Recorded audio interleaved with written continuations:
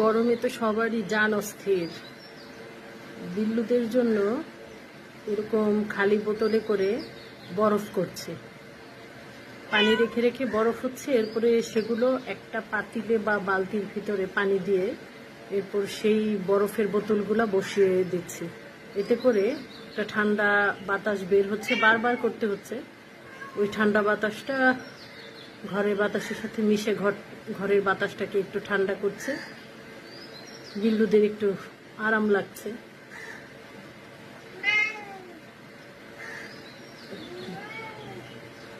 Continue তার এসিতে রাখা সম্ভব নয়।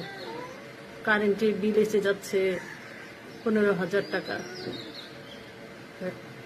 সেখানে এসি ছেড়ে রাখা তো হিসাব করে চালাতেই হবে। এটা ইকোনমি প্রসেস হবে আর কি। আমাদের জন্য উপকার, বিল্লুদের জন্য উপকার।